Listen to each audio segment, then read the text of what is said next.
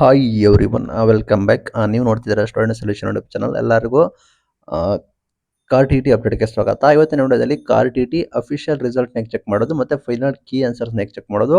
ಈ ಮಿಸ್ಟೇಕ್ನ ನೀವು ಕೂಡ ದಯವಿಟ್ಟು ಮಾಡಬೇಡಿ. ಏನು ಸಂಪೂರ್ಣ ಮಾಹಿತಿಯನ್ನು ತಿಳಿಸ್ಕೊಡ್ತೀನಿ. ಚಾನಲ್ಗೆ ಸಬ್ಸ್ಕ್ರೈಬ್ ಆಗಿ ವಿಡಿಯೋ ಇಷ್ಟ ಆದರೆ ಲೈಕ್ ಮಾಡಿ. ನೋಡೋದಾದ್ರೆ ಮೊದಲು ರಿಸಲ್ಟ್ ಬಗ್ಗೆ ಹೇಳ್ತೀನಿ. ಓನ್ಲಿ ಅಫಿಷಿಯಲ್ ವೆಬ್ಸೈಟ್ ರಿಸಲ್ಟ್ ನೋಡಬೇಕು. ಯಾವುದೇ ರೀತಿ ನೀವು ಫೇಕ್ ಮಾಹಿತಿಗಳು ಕೂಡ ಇರುತ್ತೆ ಅದನ್ನು ನಂಬಾರ್ದು. For example WhatsApp YouTube link ಅಲ್ಲ ರ್ಯಾಂಡಮ್ ವೆಬ್ಸೈಟು ರಿಸಲ್ಟ್ ಇವತ್ತು ಬರುತ್ತೆ ಅಂತ ಹೇಳಿ ವಿಡಿಯೋಸ್ ಇರುತ್ತೆ ಅದನ್ನು ಕೂಡ ನೀವು ನೋಡಬಾರ್ದು. ಮೇನ್ ಥಿಂಗ್ http://cartt.government.in ಈ ಅಫಿಷಿಯಲ್ ವೆಬ್ಸೈಟ್ ಅಲ್ಲಿ ನೋಡಬೇಕಾಗುತ್ತೆ. ಫೈನಲಿ ವೆಬ್ಸೈಟ್ ಓಪನ್ ಮಾಡ್ತೀನಿ ನೋಡಿ. ಆ ಒಂದು ಸ್ಕೂಲ್ ಎಜುಕೇಶನ್ .karnataka.government.in ಇದರದ್ದು ಕೂಡ ಸರ್ಕಾರಿ ವೆಬ್ಸೈಟ್ ಆಗಿರುತ್ತೆ. ಇಲ್ಲಿ ನೀವು ಬೇಕಾದ್ರೆ ಹೋಗಿ ನೋಡಬಹುದು.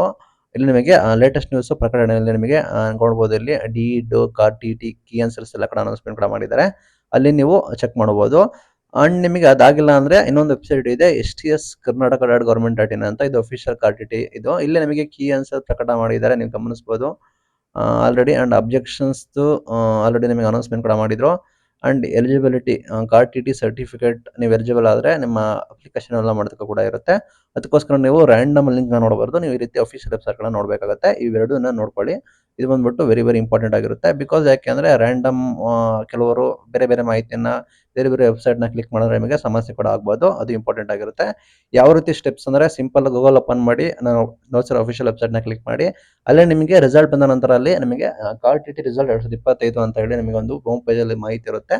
ನಂತರ ಅಲ್ಲಿ ನಿಮ್ಮ ಡೀಟೇಲ್ಸ್ ಏನೇನು ಕೇಳ್ತಂದ್ರೆ ನಿಮ್ಮ ಅಪ್ಲಿಕೇಶನ್ ನಂಬರು, ನಿಮ್ಮ ಡೇಟ್ ಆಫ್ ಬರ್ತ್, ನಿಮ್ಮ ಕ್ಯಾಪ್ಚಾ ಕೋಡ್ ಕೂಡ ಕೇಳ್ಬೋದು. ನಿಮ್ಮ ಅಪ್ಲಿಕೇಶನ್ ನಂಬರ್ ಆಲ್ರೆಡಿ ನಿಮಗೆ ಗೊತ್ತಿರುತ್ತೆ, ಡೇಟ್ ಆಫ್ ಬರ್ತ್ ಗೊತ್ತಿರುತ್ತೆ. ಅಲ್ಲಿ ಸಿಂಪಲ್ ಕ್ಯಾಪ್ಚಾ ಇರುತ್ತೆ. ಕ್ಯಾಪ್ಚಾನ ಎಂಟ್ರಿ ಮಾಡಿ ನೀವು ಫಲಿತಾಂಶ ನೋಡ್ಬೋದು. ಸಬ್ಮಿಟ್ ಅಂತ ಕ್ಲಿಕ್ ಮಾಡಬೇಕಾಗುತ್ತೆ. ಅಲ್ಲಿ ನಿಮಗೆ ರಿಸಲ್ಟ್ ಸ್ಕ್ರೀನಲ್ಲಿ ಓಪನ್ ಆಗುತ್ತೆ. ಆಲ್ರೆಡಿ ನೀವು ಸಾಕಷ್ಟು ಫಲಿತಾಂಶಗಳನ್ನು ನೋಡಿರ್ತೀರ. ಅದೇ ರೀತಿ ಈ ಫಲಿತಾಂಶ ಕೂಡ ಓಪನ್ ಆಗುತ್ತೆ. ನಂತರ ಡೌನ್ಲೋಡ್ ಮಾಡಿಕೊಂಡು ಸ್ಕ್ರೀನ್ ಶಾಟ್ ಅಂತ ತಗೋಬಹುದು ಅಥವಾ ಡೌನ್ಲೋಡ್ ಕೂಡ ಮಾಡ್ಕೋಬಹುದು. ಫ್ಯೂಚರ್ ರೆಫರೆನ್ಸ್ಗೆ ವೆರಿ ಇಂಪಾರ್ಟೆಂಟ್. ಈ ರೀತಿ ನೀವು ನಿಮ್ಮ ಫಲಿತಾಂಶ ನೋಡಬಹುದು.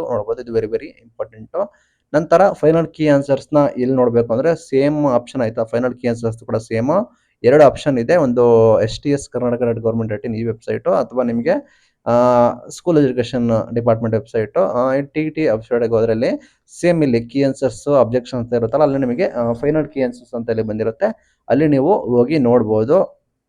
ಹೇಗೆ ಅಂದರೆ ಅಲ್ಲಿ ನಿಮಗೆ ಸೇಮ್ ನೋಡಿದ್ರಲ್ಲ ನೋಟಿಫಿಕೇಶನ್ ಅಥವಾ ಲೇಟೆಸ್ಟ್ ಅಪ್ಡೇಟ್ ಸೆಕ್ಷನ್ಸ್ ಎಲ್ಲ ನಿಮಗೆ ಇರುತ್ತೆ. ಅಲ್ಲಿ ನಿಮಗೆ ಫೈನಲ್ ಕೀ ಆನ್ಸರ್ಸ್, ಅಂತಿಮ ಕೀ ಆನ್ಸರ್ಸ್ ಅಂತ ಇರುತ್ತೆ. ಅಲ್ಲಿ ನಿಮಗೆ ಪೇಪರ್ 1 ಅಥವಾ ಪೇಪರ್ 2 ಅಂತ ಇರುತ್ತೆ. ನಿಮ್ಗೆ ಯಾವ್ದು ಬೇಕು ಅದನ್ನ ಕ್ಲಿಕ್ ಮಾಡ್ಕೊಂಡು ನೀವು ಪೇಪರ್ 1 ಅಥವಾ ಪೇಪರ್ 2 ಅಂತೇಳಿ ನೀವು ನೋಡ್ಬೋದು.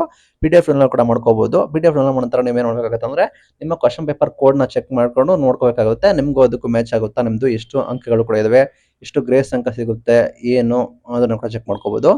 ಇಂಪಾರ್ಟೆಂಟ್ ಪಾಯಿಂಟ್ ಬಂದ್ಬಿಟ್ಟು ಏನಂದ್ರೆ ನಿಮಗೆ ಆಫ್ಟರ್ ಅಬ್ಜೆಕ್ಷನ್ಸ್ ಆಯ್ತು. ನಂತರ ನಿಮಗೆ ಇನ್ನು ಪೆಂಡಿಂಗ್ ಇರೋದು ನಿಮಗೆ ಫೈನಲ್ ಕೀ ಆನ್ಸರ್ಸ್ ಮಾತ್ರ ಪೆಂಡಿಂಗ್ ಇದೆ. ಅದು ಕೂಡ ಪ್ರಕಟ ಕೂಡ ಮಾಡ್ತಾರೆ.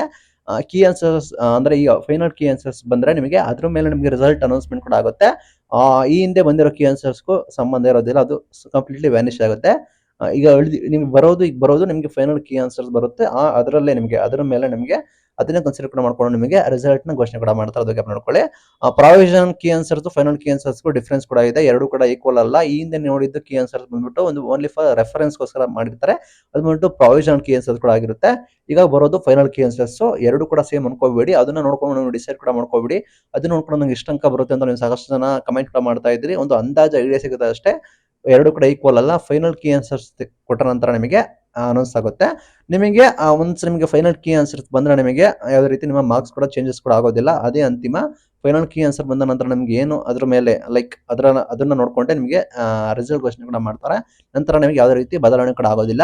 ಈಗ ಬದಲಾವಣೆ ಕೂಡ ಆಗುತ್ತೆ, ಯಾಕಂದ್ರೆ ಅಬ್ಜೆಕ್ಷನ್ಸ್ ಇರ್ತಾರೆ, ನಿಮ್ಗೂ ಕೂಡ ಕ್ಲಾರಿಟಿ ಇರೋದಿಲ್ಲ, ಇಲಾಖೆಯವರಿಗೂ ಕೂಡ ಕ್ಲಾರಿಟಿ ಇರೋದಿಲ್ಲ. ಅವರು ಚೆಕ್ ಮಾಡಿ ವೆರಿಫೈ ಮಾಡಿ ನಿಮಗೆ ತಿಳಿಸ್ಕೊಡ್ತಾರೆ. ಇದು ಇವತ್ತಿನ video. Thank you for watching. Thank you.